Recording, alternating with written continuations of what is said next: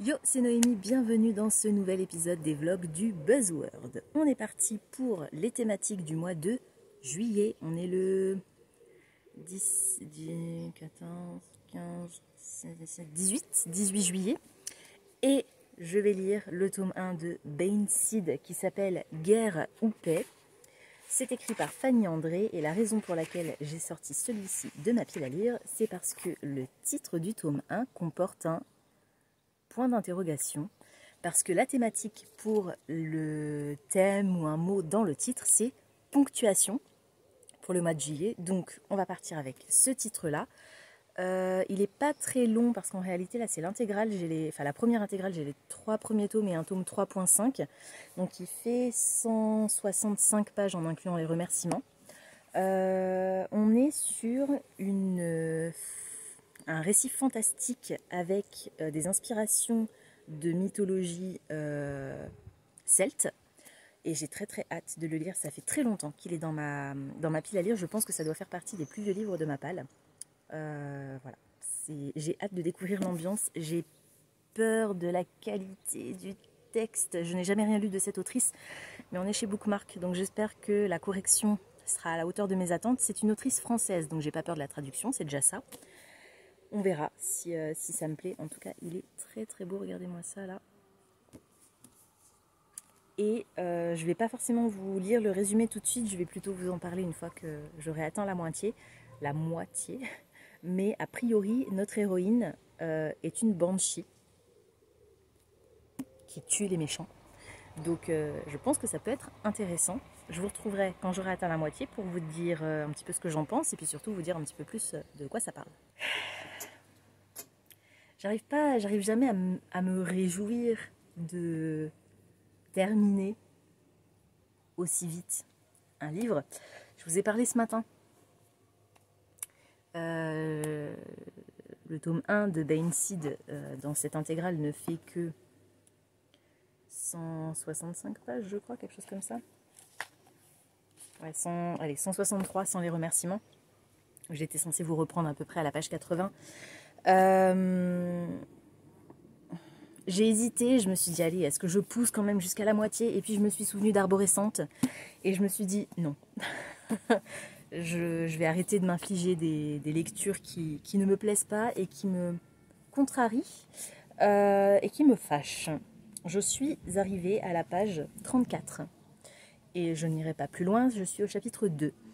Alors, dans cette histoire, on va faire la rencontre de Bain Seed, qui est une banshee et qui punit les hommes qui agressent, violent, tuent les femmes. Et puis, on ne sait pas encore exactement... Si, on sait ce qui s'est passé. Elle a décidé d'agir... alors, il y a toute une organisation, elle fait partie d'un organisme, elle est agente pour l'organisme qui gère, qui régule un petit peu, c'est la police des créatures fantastiques, on va dire ça comme ça. Ça se passe dans notre monde, mais avec un pan de l'univers que les humains ne connaissent pas, parce que les créatures fantastiques sont cachées aux yeux des humains. Et elle a pris l'initiative de punir un homme malgré son absolution par l'organisme. Elle s'est dit que ce mec-là, c'était un pourri de toute façon, que s'il s'en était sorti, c'était juste parce qu'il avait des contacts et qu'il connaissait quelqu'un de haut placé, mais que ça restait un pourri, donc elle a décidé de le punir quand même. Et de ce fait-là, c'est elle qui va être punie. Et puis elle est convoquée du coup dans le bureau de la hiérarchie. Et à ce moment-là, on la convoque avec une autre créature fantastique qui s'appelle Dorian, je ne me souviens plus de son nom, Dorian Murray. Oui, c'est forcément Murray puisqu'il est écossais. Irlandais, pardon. Oui, d'ailleurs, Murray, c'est plutôt écossais, non?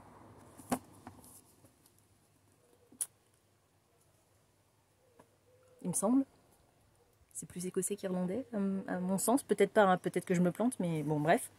C'est un incube irlandais et Bain a énormément de préjugés par rapport à ce type de créature, dont le principal business, c'est la luxure. Donc, elle le considère comme une prostituée. Et elle n'hésite pas à le dénigrer, à se moquer de lui, à être très vulgaire verbalement avec lui.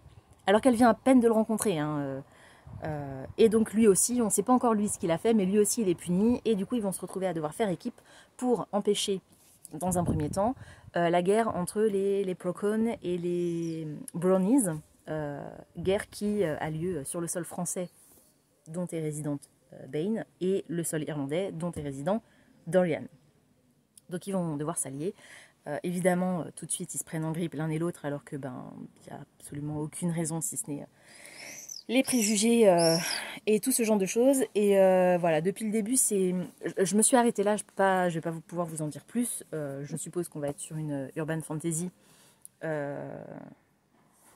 C'est même certain, c'est une urban fantasy, avec au moins une petite dose de romance entre ces deux protagonistes qui, pour l'instant, sans parler vraiment de enemies to lovers, on va dire, on peut même pas parler de rivals to lovers, c'est juste qu'ils s'aiment pas en fait, mais il n'y a pas de raison.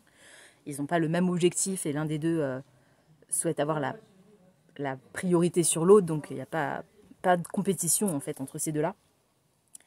C'est vulgaire depuis le début dans la manière dont l'héroïne s'exprime, dans la manière dont l'héroïne agit, se comporte, et c'est bourré de clichés, c'est bourré de références à la pop culture, mais qui m'agacent du coup parce que alors je vais quand même vous redonner 2020.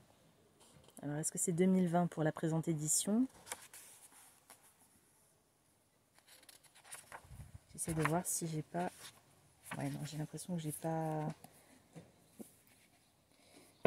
Faudrait que je trouve en ligne, je vous le remettrai quelque part par ici, l'année de publication du tome 1. Parce que là, j'ai 2020, mais c'est le seul copyright qui est mentionné. Et du coup, je suppose que c'est pour cette édition intégrale. Mais le tome 1 ne doit pas dater de 2020. Qu'est-ce que je voulais vous dire? Ah oui, en étant Banshee, l'héroïne a des caractéristiques physiques très particulières. Elle a la peau quasiment translucide, elle a les cheveux blancs comme neige, les yeux rouges. Et elle a la possibilité de masquer légèrement son apparence pour ne pas apparaître sous cette forme-là aux humains. Mais elle arrive à altérer son apparence que très modérément. Donc elle arrive à rosir légèrement sa peau, à transformer la blancheur de sa chevelure en un blond très clair et à colorer ses yeux en vert, mais pareil, un bleu, pardon, bleu très clair. Donc elle fait le parallèle avec les Suédoises, ce qui je trouve est un cliché, bon à la limite que tu peux utiliser une fois, mais voilà. Et la raison pour laquelle j'ai arrêté à la page 34, c'est parce que le personnage principal masculin lui fait la réflexion. Dis-moi un truc, sous ton apparence de Scandinave, prête à créer la nouvelle commode Ikea, un Chris Prolls à la main, tu caches le même côté blafard et des yeux de souris albinos. Donc c'est petit, c'est facile et c'est pas drôle. Cette vulgarité qu'on a depuis le début de l'histoire me gêne profondément. Ces clichés à répétition qu'on a me gênent profondément. Et on a un sexisme depuis le début également, mais venant de l'héroïne. C'est ça le pire, c'est que c'est elle. C'est pas un problème de... Les hommes sont tous des porcs. Elle, c'est ce qu'elle considère et je peux... Mood. Mais elle fait rien pour... Il y a aucun... En fait, il n'y a aucune possibilité de... Comment de rédemption, j'allais dire. C'est pas une question de rédemption, mais je sais pas, elle ne laisse aucune chance, elle ne laisse rien passer. Et encore, je vous dis qu'elle ne laisse rien passer comme s'il y avait des choses qui se passaient qui ne seraient pas pardonnables ou qui pourraient être pardonnables. Mais en fait, il se passe rien. Juste, elle a aucune tolérance. C'était ça le terme que je cherchais. C'est une conne. Je ne supporte pas ce personnage. Et a priori, le personnage de Dorian serait peut-être un peu plus intéressant à connaître, mais j'ai pas envie d'aller plus loin. Ne serait-ce qu'à cause de cette réflexion à la con, alors qu'ils viennent à peine de se rencontrer. Donc je vais, comme dit, m'arrêter là. Et du coup, ça me fait sortir 3 livres et demi de ma pile à lire, puisque j'abandonne le tome 1, mais j'avais aussi le tome 2, le tome 3 et le tome 3.5 dans cette intégrale. Donc voilà, c'est pour ça que je vous disais, c'est jamais une victoire d'abandonner un livre aussitôt et de sortir un livre de ma pile à lire aussi vite quand c'est pour ces raisons. Mais d'un autre côté, tant qu'à faire, si je dois abandonner une série, autant que ce soit une série pour laquelle j'avais déjà plus de 3 tomes dans ma pile à lire et qui va me permettre de faire baisser ma palle drastiquement. Il y a des piafs qui se battent dans les lys séchés, tout sec, tout est sec, tout est gris, tout est jaune, tout est brûlé, tellement il a fait chaud. Je suis chez mes parents actuellement. On repart demain, on va bientôt rentrer à la maison. Mais on est sur la fin de ma semaine de vacances. Et ils ont fait du bruit ce piaf. Bref. Alors, donc, c'est un échec pour la ponctuation, mais voilà, je considère que c'est un livre lu, en tout cas une tentative, et je valide quand même mon prompt avec cette non-lecture, presque lecture, comme vous voulez l'appeler. Du coup, on passe à ma lecture pour l'élément sur la couverture. Et alors, je vous ai ramené le bouquin, mais c'est pas cette édition-là que je vais lire. Et de toute façon, j'ai pas la jaquette, alors que c'est sur la jaquette qu'il y a l'élément dont j'ai besoin, puisque l'élément sur la couverture pour le prompt du buzzword du mois de juillet, c'était technologie. Donc il faut qu'il y ait un élément en lien avec la technologie sur la couverture. Et j'ai sorti de ma pile à lire Les Extraordinaires de TJ Klune. Alors comme je vous l'ai dit, j'ai pas la jaquette, donc je vous remettrai par ici le visuel. Il y a un ordinateur portable sur la couverture de la jaquette française, donc ça compte. Et je vais pas lire cette édition-là non plus, parce que j'ai la version audio en anglais, que j'ai réussi à trouver facilement, donc je vais plutôt écouter cette version-là. Je vous reprendrai quand j'aurai atteint la moitié, donc juste avant le chapitre 11. Et alors j'ai un peu peur parce que c'est pas du tout mon style d'histoire, mais ça reste TJ Klune, donc je me dis allez, je le tente quand même. Et puis en VO cette fois-ci, pas comme La tête hors de l'eau, le dernier de cet auteur que j'ai tenté, enfin le dernier que j'ai essayé, mais pas son dernier roman, où j'avais la version française bookmark et c'était une catastrophe. Là, du coup, comme j'ai la version audio dans la langue originale, ça devrait être un peu mieux. Mais on est sur une histoire de super-héros. Donc on est sur de la science-fiction. Il y a des personnes qui sont nées avec des pouvoirs extraordinaires. Donc on les appelle des extraordinaires. Et on a un personnage principal qui, lui, n'a rien d'extraordinaire, mais qui écrit des fanfictions sur un extraordinaire dont il est extrêmement fan, voire amoureux. Puisque c'est TJ Klune, donc on est forcément sur une romance MM.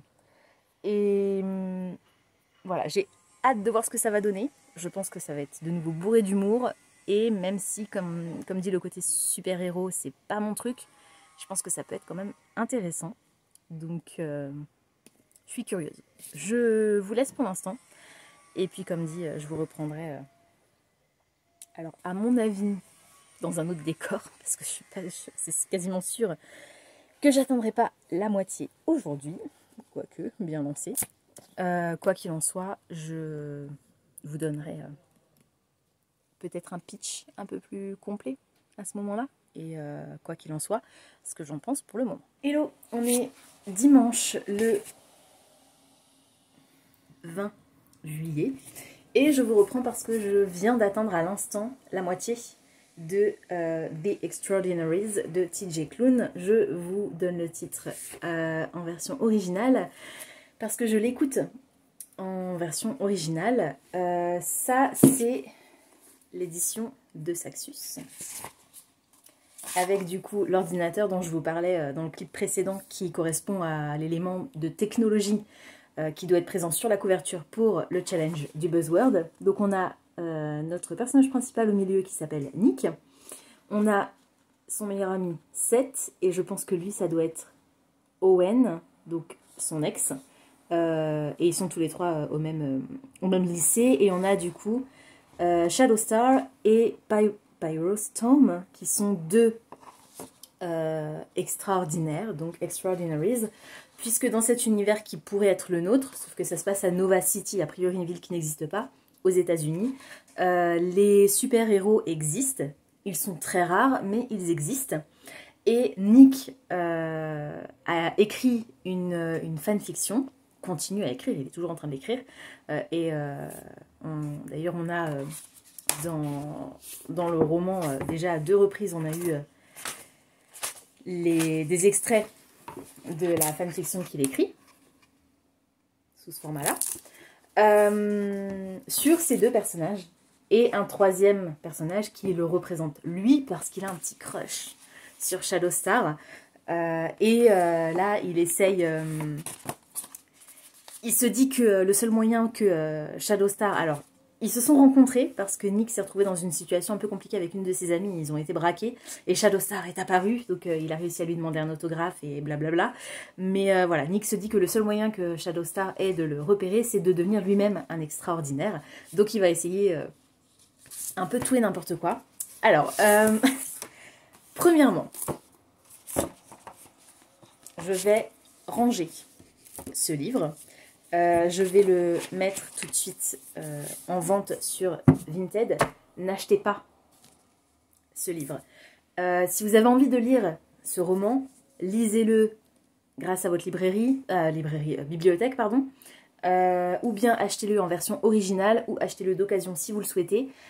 Je vous l'ai dit, j'écoute la version originale en audio, donc la version anglaise, et j'avais le livre sous les yeux. Alors j'ai eu un peu de mal, et même beaucoup de mal à rentrer dedans au départ. Je me suis dit que j'allais...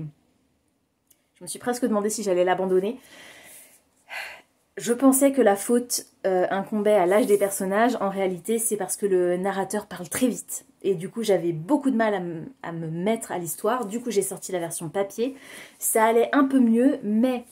avoir la version en français sous les yeux alors que j'ai l'audio en anglais dans les oreilles, c'est pas l'idéal. Cependant, ça m'a permis de me rendre compte que l'éditeur français, Satan, a décidé arbitrairement de couper certaines phrases. Voilà. Donc, encore une preuve supplémentaire de l'incompétence et du non-respect de cet éditeur envers les auteurs qui sont traduits et publiés chez eux.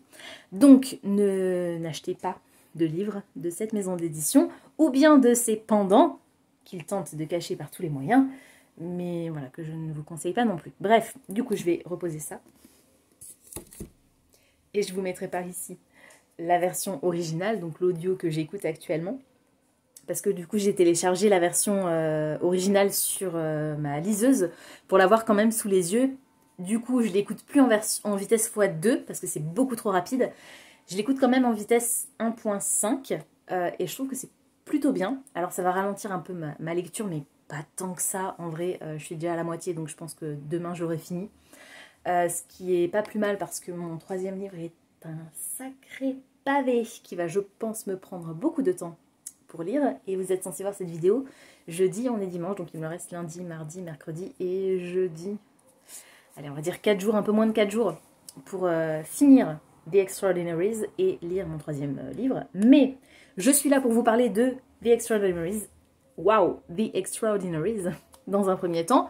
Donc, je vous ai raconté, je vous ai donné le pitch. Alors, les personnages sont très jeunes. On est sur un roman ado. D'ailleurs, ouais, ils mettent 13 plus dans au niveau de la tranche d'âge conseillée pour ce roman. On verra si ça colle. Moi, je me dis que ça reste TJ Klune et à mon avis, même si les personnages sont jeunes, je pense qu'il risque d'y avoir un minimum de sensualité à un moment donné. Donc, je suis pas sûre que ado soit la bonne catégorie d'âge pour ranger ce titre. Mais ça, on verra plus tard, je vous le dirai. Pour l'instant, il n'y a rien qui s'est passé. C'est des ados donc ils sont un peu bébêtes, un peu avec un humour un peu limite parfois, mais très malin. Le personnage principal a un trouble du comportement obsessionnel compulsif. Non, c'est pas ça que je voulais dire, c'est un trouble de l'attention, c'est ça. Un trouble déficit de l'attention avec hyperactivité, donc TDAH. Et je trouve que c'est très bien représenté. Sa maman est décédée il y a quelques années, il me semble, donc il vit seul avec son père qui est policier, qui du coup se retrouve parfois impliqué, en tout cas sur les scènes d'où les super-héros surgissent. Et donc lui, je vous rappelle, il est obsédé par ce super-héros en particulier, mais par les deux, puisqu'ils sont deux dans leur ville. Donc on a la relation de Nick avec ses amis. Ils sont 4, ont tous un groupe de 4 amis. Donc on a Nick, on a Seth, on a Jazz, qui est le diminutif de Jasmine, et on a Gibby. J'ai envie de dire ça comme prénom, mais ça me paraît bizarre, mais je crois que c'est ça son prénom. Gibby ou Gibby, je ne sais plus. Ça ressemble un peu à Gabi, mais c'est pas Gabi, c'est Gibby. Bon bref, c'est pas très très important.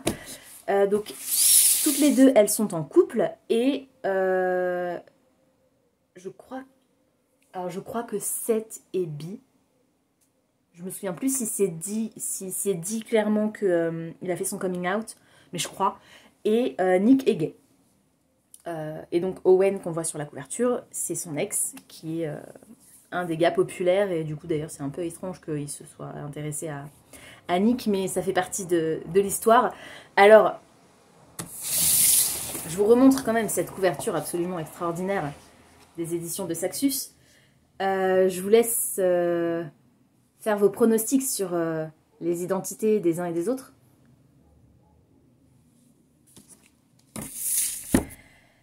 Alors c'est évident.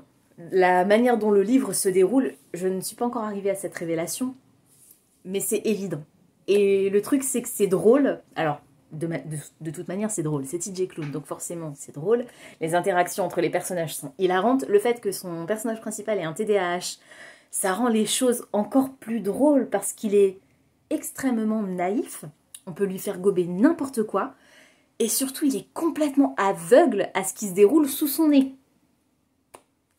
Je vous l'ai dit, la couverture donne une indication visuelle des identités de certains personnages, des identités secrètes de certains personnages. Le texte et les allusions des uns et des autres confirment ces soupçons que j'ai hâte de voir validés et confirmés pour de bon dans le texte, mais certainement dans la deuxième partie, puisque je ne suis pas encore arrivée à ce moment-là.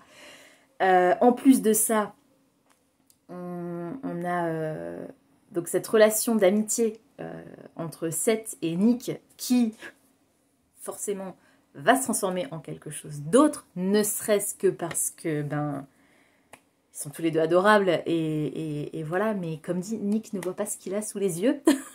c'est drôle, c'est vraiment drôle, c'est bien écrit, c'est... Alors, la version originale, hein. Attention, je ne vous parle plus du tout de l'édition de Saxus, je parle bien de la version originale. C'est incroyablement drôle et bien écrit, et le narrateur, il fait un travail il est seul et il fait tous les personnages, et il a une... Alors, comme dit, ce rythme de lecture est rapide, ce qui me gêne pas puisque je suis moi-même quelqu'un qui parle très vite, mais j'ai dû adapter ma manière d'écouter ce livre audio. Mais j'adore. Je passe un super moment, les personnages sont incroyables. Alors l'atmosphère n'est pas forcément quelque chose qui me parle, parce que le côté science-fiction, super-héros, adolescence, ça me parle pas plus que ça, mais le style de l'auteur est génial. Tout est logique, et c'est flagrant, et c'est affligeant que Nick ne voit pas ce qui se déroule sous ses yeux, mais c'est drôle parce que c'est bien fait. C'est pas juste, mais mon Dieu, ouvre les yeux. On a envie de lui dire ça. Mais d'un autre côté, c'est son personnage. Il est comme ça, donc on peut pas lui en vouloir d'être complètement aveugle. Et là, le chapitre 10, donc celui que je viens de terminer, se clôture sur une boulette faite par un personnage secondaire, et Nick prend conscience des sentiments de Seth à son égard.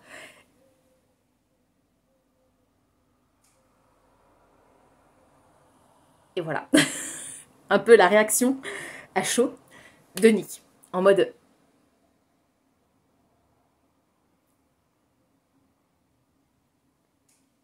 Voilà, donc je vais reprendre ma lecture avec grand plaisir de ce livre. Je passe un super moment, je me marre, mais c'est super drôle, j'adore. À côté de ça, on a quand même des thématiques chères au cœur de TJ Klune, donc on a toute la diversité des personnages, on a le deuil, puisque, comme je vous l'ai dit, la mère du personnage principal est décédée. Et j'ai découvert dans ma lecture précédente de cet auteur que lui-même avait perdu son père assez tôt, assez jeune. On va avoir tout le côté manichéen, non manichéen, intégré par les super-héros, le fait que Shadowstar c'est le héros et Pyrostorm c'est le méchant, mais est-ce que c'est vraiment un vrai méchant? Et est-ce que Shadowstar il est aussi héroïque qu'on le pense?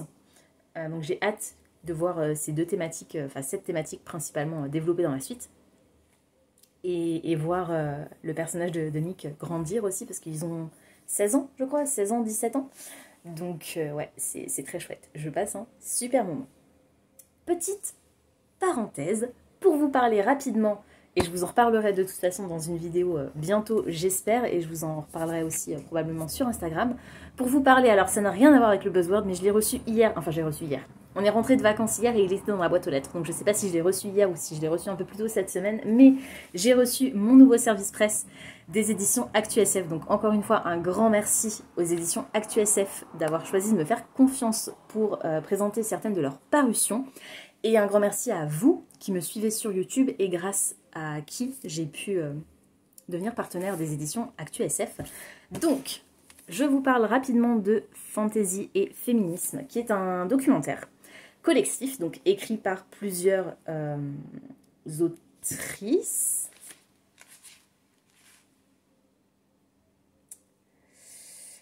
J'ai envie de dire autrices parce qu'on va parler de féminisme, mais peut-être qu'il y a des auteurs aussi qui ont participé. Je crois qu'il y a des auteurs, au moins 2. Ah non, ah si, les auteurs RIS. Il y a une petite note à la fin sur les personnes qui ont collaboré à cet ouvrage. Donc c'est la version poche qui est sortie très récemment, je crois fin juin ou début juillet. Ce livre était d'abord paru en grand format et donc on est sur un documentaire qui va évoquer la fantaisie et le féminisme, les féminismes, grâce à la prise de parole de différents auteurs, autrices. Alors, c'est assez dense. Mais c'est un sujet qui me fascine. La fantaisie, c'est mon genre préféré. Le féminisme, évidemment que ça m'intéresse. Et là, on est sur féminisme au pluriel. Donc, je suis vraiment curieuse de voir ce que ça cache. Alors, on a une table des matières. Reprise et déplacement du canon, représentation et arc narratif. On a diversité interprétative et réappropriation par les fans, et on a reprise et déplacement des tropes, matriarcat, maternité et magie. Oh, j'ai trop hâte. J'ai trop hâte. Et j'ai l'impression, si je vous dis pas de bêtises, j'ai l'impression qu'on a donc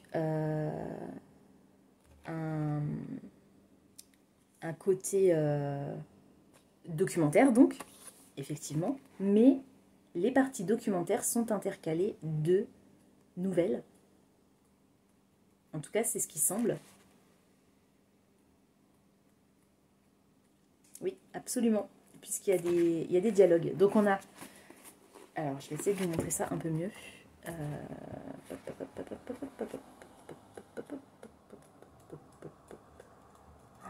être trop bien, j'ai trop hâte. Alors, on a une partie documentaire, suivi par une bibliographie. Je sens que je vais augmenter drastiquement ma wishlist. Et ensuite, une nouvelle qui, je suppose, reprend les thématiques abordées dans le petit bout d'essai précédent. Donc, j'ai trop hâte de lire ce livre. Je ne sais pas quand je le lirai, mais le plus tôt possible. Peut-être en août.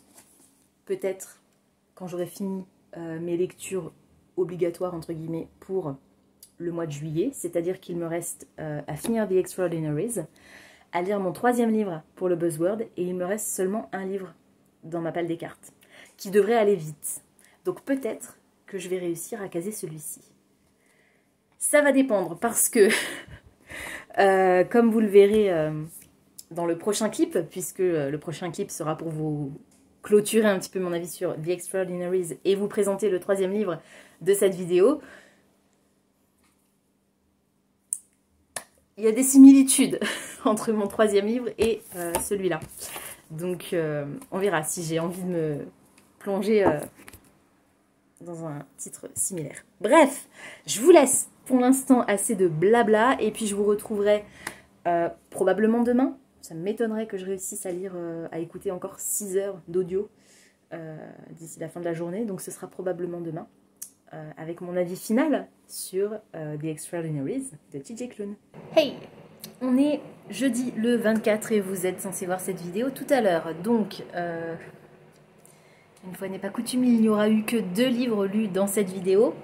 Mais je vous reprends parce que j'ai terminé à l'instant The Extraordinaries de TJ Klune, le tome 1, que j'ai lu du coup en audio en anglais et que j'avais aussi sous les yeux en version numérique parce que le narrateur était un petit peu trop rapide pour que je puisse vraiment profiter complètement de l'histoire exclusivement en audio. Donc j'ai fait une lecture immersive, comme on appelle ça, en ayant le texte sous les yeux et la version audio dans les oreilles. C'était trop bien. Je suis en train de calculer la note que je vais lui mettre dans Copile. Alors, je crois que c'était 12,36, 12. Je me souviens plus du temps de lecture, c'est pas trop grave. Je vais pas forcément trop m'attarder sur ce que je vous ai déjà dit parce qu'en réalité ça n'a pas changé. Alors j'avais un petit doute, je vous ai dit que c'était assez évident depuis le début, l'identité secrète des uns des autres, que la couverture française spoilait au moins en partie l'intrigue. Alors, j'avais raison, il y a quand même un petit doute qui subsiste à un moment donné, même si ça a été assez évident pour moi, assez tôt. Je vous rappelle que c'est un roman young adulte, mais alors ce que j'ai beaucoup aimé, c'est que le personnage principal ayant un TDAH, en fait, j'avais presque envie de baisser la note de la logique dans mon évaluation sur Copile parce que... comme je vous l'ai dit, mais c'est tellement évident, c'est évident pour tout le monde en fait, que telle personne est telle personne en réalité. En fait, tout est sous notre nez depuis le début, donc ça n'a aucun sens que le personnage principal ne voit pas ce qu'il a sous le nez, et en réalité si, ça a du sens. Il a un TDAH, il a une forme d'autisme, donc évidemment que D'ailleurs, je suis épatée qu'ils comprennent le sarcasme, mais il a du mal à... Ouais, le sarcasme ça va, mais la subtilité, le second degré, c'est moins son truc. Et puis, quand vous lui dites quelque chose, il prend ce que vous dites pour argent comptant. Donc... ça paraît évident, ça paraît logique en fin de compte que le personnage principal ne se soit pas rendu compte de ce qu'il avait sous les yeux depuis le départ. Donc, on va noter cette lecture ensemble. J'ai passé avant de la noter, je vais quand même vous faire le petit récap. J'ai passé un super moment, j'ai adoré. C'était drôle, c'était émouvant. Je m'y attendais. C'est TJ Klune, donc je m'attendais à ce qu'à un moment donné les choses partent en cacahuète et que j'ai les boules. Ça a été le cas. C'était trop bien, c'était incroyable. Et alors, on a l'histoire et puis on a les remerciements. D'ailleurs, je ne sais pas, il faut que je vérifie si dans la version française, je vérifierai ou pas, je vous le dirai pas forcément là, mais en tout cas dans la version numérique que j'avais. Alors, je crois que ça ne figure pas dans la version audio, parce que je suis allée jusqu'au bout de la version audio et j'avais rien. L'audio se termine à la fin de l'histoire, mais dans la version numérique, l'histoire se termine, on a les remerciements de l'auteur, et puis... Ah, et au fait, j'ai oublié de vous dire, et on a un petit épilogue supplémentaire, bonus, avec le point de vue du père du héros, sur un événement qui s'est produit récemment dans l'histoire, et qui change... Je ne vais pas dire tout, parce que ça fait un moment qu'on se doute aussi qu'il y a un truc un petit peu extraordinaire avec notre héros, mais qui va changer complètement la suite et l'angle sous lequel l'auteur va aborder la suite de son histoire, qui, je crois, est une trilogie. Donc j'ai trop hâte de retourner avec ces personnages. En parlant des personnages, c'est le premier critère de notation dans Copile. Alors je vous ai dit qu'ils étaient un peu jeunes à mon goût et ouais, ils ont les hormones en ébullition et et parfois c'est très cringe et c'était quand même chouette. Enfin, je veux dire, c'est des ados. C'est des ados qui découvrent leur identité, qui découvrent leur sexualité. Alors, il n'y a pas de scène de fesses dans cette histoire, mais le sexe est quand même très souvent abordé. C'est un sujet qui est très souvent abordé, parce qu'ils se posent beaucoup de questions. Notre personnage principal, entre autres, mais entre eux aussi, ils n'hésitent pas à en discuter.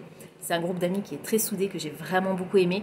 J'ai pas du tout aimé le personnage de Owen, qui est l'ex de Nick, donc du personnage principal, et qui, je trouve, le manipule beaucoup et assez toxique. Et alors, ce qui m'a fait vraiment très bizarre, c'est que, alors ça, pour le coup, ça n'a rien à voir avec l'auteur, c'est le narrateur.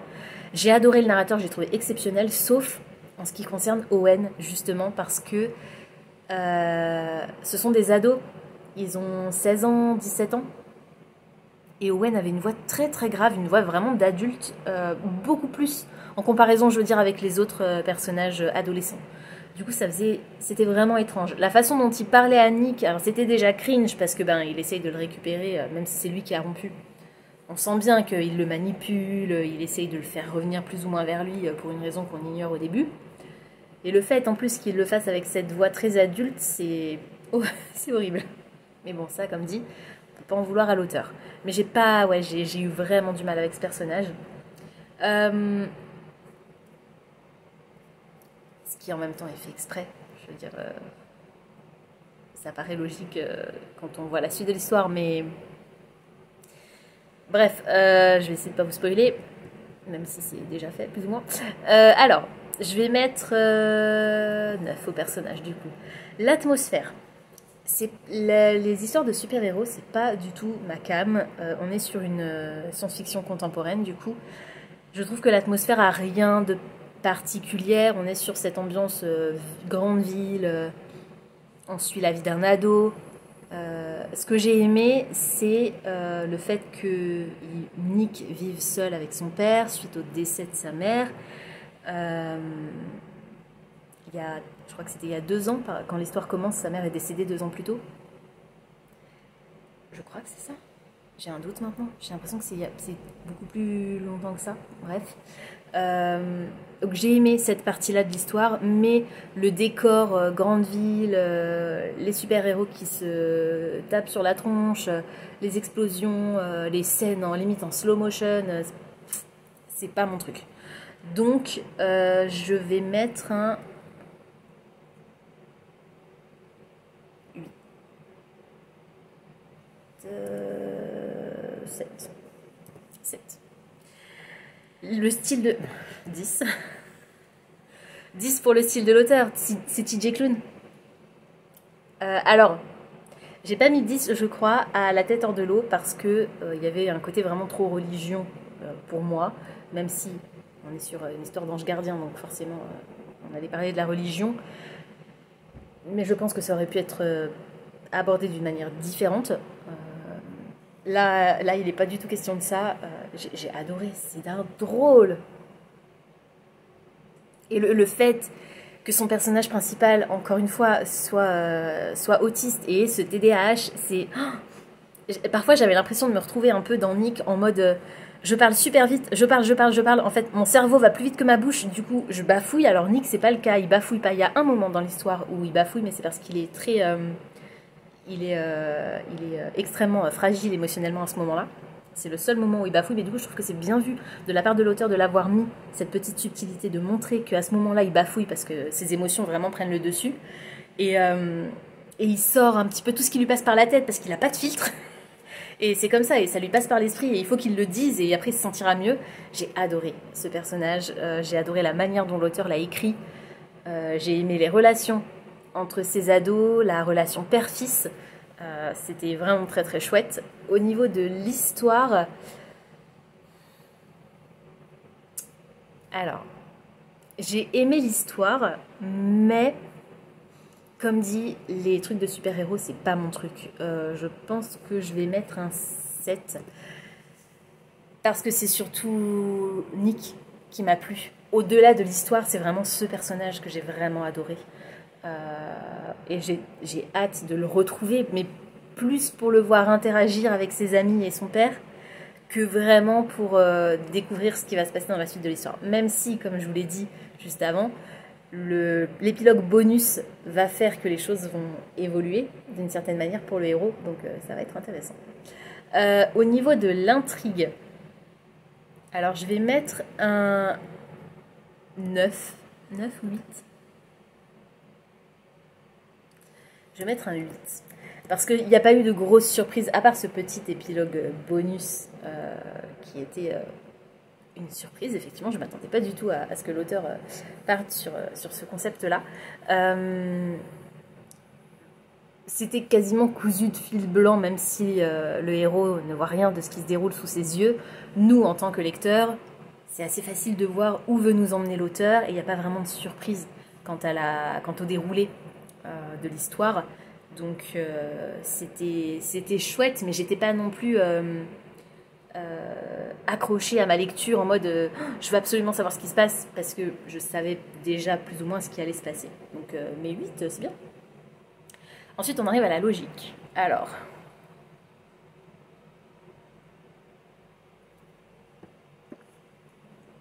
c'est là que le bas blesse, puisque comme je vous l'ai dit juste avant, je pensais mettre des points en moins parce que pour moi ça n'avait aucun sens, que c'était trop gros pour qu'on ne voit pas qui est qui, mais en réalité c'est logique dans le comportement de Nick. Donc et je trouve que la fin, avec le secret de l'identité de telle personne qui est éventée, au moins pour une autre personne, on va dire, c'était normal, c'était logique. D'ailleurs, en fait, ce qui me gêne surtout, c'est qu'il n'y ait pas d'autres personnes, il n'y ait pas plus de monde que ça qui se soit rendu compte de qui était qui. Toujours en essayant de ne pas vous spoiler. Donc, je vais mettre un 8 pour la logique. C'est une bonne note.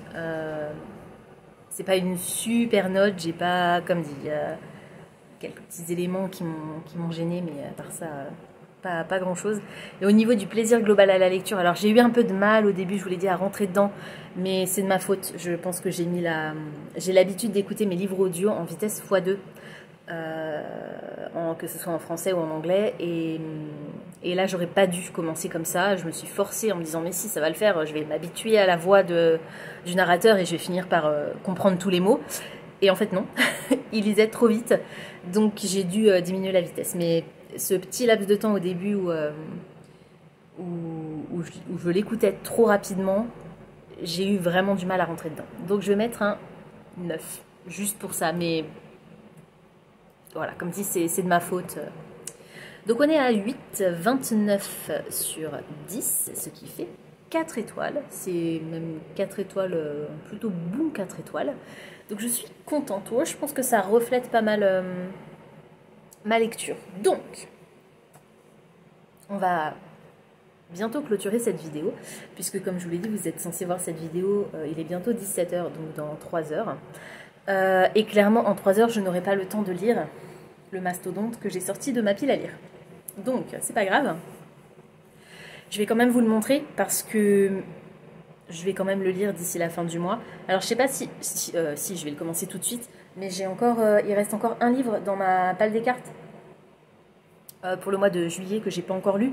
Donc, je pense que je vais coupler les deux parce que celui-ci, je l'ai pas en audio.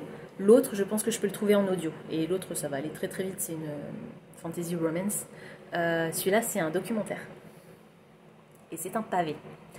Je vous rappelle que la thématique dans le titre pour le buzzword du mois de juillet, c'était ponctuation. Donc il doit y avoir un élément de ponctuation dans le titre. Et pour l'élément sur la couverture, c'était technologie. Donc un élément de technologie sur la couverture. J'ai sorti du coup Pourquoi lire de la science-fiction et de la fantasy ? Point d'interrogation. Et aller chez son libraire, manifeste pour les littératures de l'imaginaire. Il y a le circuit imprimé derrière ici, donc on a l'élément de technologie, on a la ponctuation. C'est écrit par Ariel Kirou et Jérôme Vincent, directeur de publication, c'est la même chose, des éditions ActuSF, puisque cet essai est paru chez ActuSF l'année dernière, en 2024. Donc, il ne fait pas partie des livres que je reçois en partenariat grâce aux nouvelles éditions ActuSF, puisque celui-ci est paru avant le début de mon partenariat. Je l'ai acheté en mai 2024 aux Imaginales. Il est sorti début juin, mais il était présenté en avant-première au festival, et donc je l'avais acheté à ce moment-là. Du coup, il est dédicacé par Ariel, puisque Jérôme n'était pas présent sur le salon, en tout cas pas à ce moment-là. Voilà, donc clairement, j'aurais pas le temps de le lire en 3 heures, mais donc je vais pas vous en parler là dans cette vidéo, juste vous dire qu'on est sur un documentaire qui va parler de la science-fiction, qui va parler de la fantasy, des raisons pour lesquelles il faut lire ces genres, des raisons pour lesquelles les littératures de l'imaginaire sont importantes pour nous, et des raisons pour lesquelles il faut soutenir les librairies indépendantes. Donc voilà, il y a pas mal de... On a des parties, donc les parties blanches sont les parties essais, documentaires avec des sujets qui sont traités, et les parties grises sont les parties entretiens avec des auteurs qui ont été interviewés, qui ont accepté de se prêter au jeu de l'interview pour la réalisation de cet ouvrage. Voilà, donc j'ai très très hâte de m'y plonger et je vais faire ça très sérieusement. Ça me permet, donc comme dit, vous n'aurez pas mon avis dans ce vlog là, dans cette vidéo aujourd'hui, mais pas de panique. J'espère que j'aurai le temps de le finir, ça devrait le faire, il me reste 6 jours quand même, 7 jours, même une semaine complète.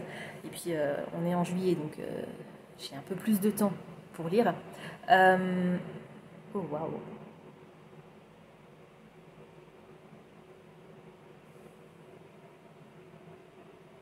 Eh ben, j'espère que je ne vais pas être filmée comme ça jusqu'à la fin de ce clip. J'ai mon téléphone, j'ai plus beaucoup de batterie sur mon téléphone et du coup ça lag au niveau de la vidéo. J'espère que le son et la vidéo ça ira quand je ferai le montage. Bref, qu'est-ce que je disais? Ah oui, donc je vais pas vous en parler là, mais pas de panique. Vous aurez mon avis dans mon wrap-up dans 2 semaines, du coup, donc très vite. Et j'en profite du coup pour vous signaler que j'ai rouvert un blog. Alors je vous mettrai le lien de ce blog dans la barre d'infos. Je crois que vous avez le moyen de vous abonner pour recevoir un mail à chaque fois que je publie un nouvel article. Pour l'instant, il y a juste un article d'introduction, en gros pour dire que coucou, c'est moi, je reviens après presque 5 ans sans avoir publié aucun article de blog. Et le premier article sera du coup sur ce livre-là. Donc je vais faire ça très sérieusement, je vais prendre plein de notes. J'ai trop hâte de vous en reparler dans mon wrap-up et dans cet article de blog. En attendant, avant que mon téléphone décide de rendre l'âme définitivement, je vous laisse dans les commentaires. Si vous avez envie de laisser une trace de votre passage, mais que vous ne savez pas quoi me dire, mettez-moi un super-héros. Je pense qu'il doit y avoir ça dans les emojis. Pour laisser une trace de votre passage pour The Extraordinaries. Moi je vous laisse, je vous dis au mois prochain pour la prochaine vidéo du Buzzword, en espérant que cette fois-ci je réussisse à lire 3 livres, et à la semaine prochaine pour la Palle des cartes, déjà, du mois d'août. Ciao!